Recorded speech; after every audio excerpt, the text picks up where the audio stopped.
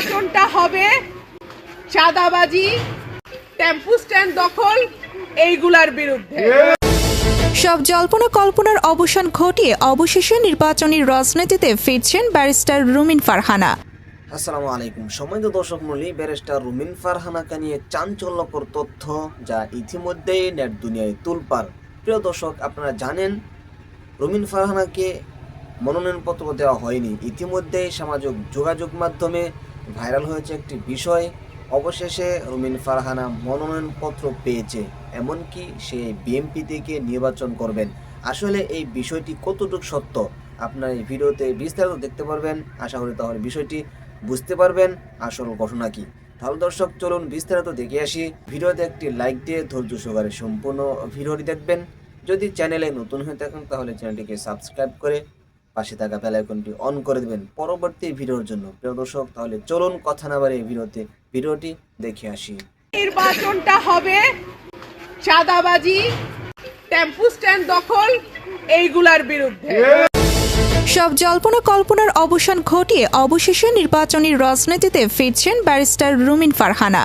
দীর্ঘ সময় অপেক্ষা, ত্যাগ আর প্রতিকূলতার পর আসন্ন জাতীয় সংসদ নির্বাচনে বিএনপির প্রার্থী হিসেবে মাঠে নামছেন তিনি। দলীয় একাধিক সূত্র জানায়, বিএনপির ভারপ্রাপ্ত চেয়ারম্যান তারেক রহমানের নির্দেশনায় রুমিন ফারহানার মনোনয়ন প্রায় চূড়ান্ত। দলের ভেতরে এ নিয়ে আর কোনো দ্বিমত নেই, কারণ গত ১.৫ দশকের বেশি সময় ধরে দলের দুঃসময়ে সামনে থেকে নেতৃত্ব দিয়েছেন তিনি। সংসদ হোক কিংবা রাজপথ, টেলিভিশনের টক শো বা আইনি লড়াই, সব জায়গাতেই বিএনপির পক্ষে ছিল তার স্পষ্ট ও সাহসী অবস্থান। যখন অনেকে নীরব ছিলেন, তখন রুমিন ফারহানা নির্ভয়ে কথা বলেছেন।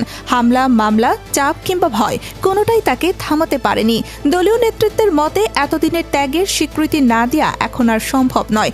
বিশেষ করে জুলাই আন্দোলনে দলের পক্ষে সক্রিয় ভূমিকা রাখার বিষয়টিও মনোনয়নের ক্ষেত্রে বড় ভূমিকা রেখেছে। রাজনৈতিক বিশ্লেষকরা বলছেন, রুমিন ফারহানার প্রার্থী হওয়া শুধু একজন নেত্রীর মনোনয়ন নয়, এটি বিএনপির জন্য একটি কৌশলগত সিদ্ধান্ত। এর ফলে নারী ভোটারদের মধ্যে আগ্রহ বাড়বে, তরুণদের অংশগ্রহণ বাড়তে পারে এবং নির্বাচনী মাঠে দল নতুন গতি পাবে। এখন প্রশ্ন একটাই, দীর্ঘদিনের ত্যাগ আর রাজনীতির অভিজ্ঞতাকে ভোটের মাঠে কতটা কাজে লাগাতে পারবেন ব্যারিস্টার রুমিন ফারহানা? প্রিয় দর্শক, আশা করি সম্পূর্ণ ভিডিওটি দেখে আসলেন। ভিডিওতে যে বিষয়গুলো দেখলেন, রুমিন ফারহানাকে নিয়ে যে চাঞ্চল্যকর তথ্য ইতিমধ্যে আপনারা ভিডিওতে দেখে আসছেন। আসলে এই বিষয়ে আপনাদের কোনো মতামত আছে কিনা অবশ্যই কমেন্টে জানাবেন। এমনকি ভিডিওটি শেয়ার করে সকলকে দেখার সুযোগ করে দেবেন। আজকের মতো এখানে বিদায় নিচ্ছি। আবার দেখা হচ্ছে অন্য ভিডিওতে। সেই পর্যন্ত সকলে ভালো থাকুন, সুস্থ থাকুন। আসসালামু আলাইকুম।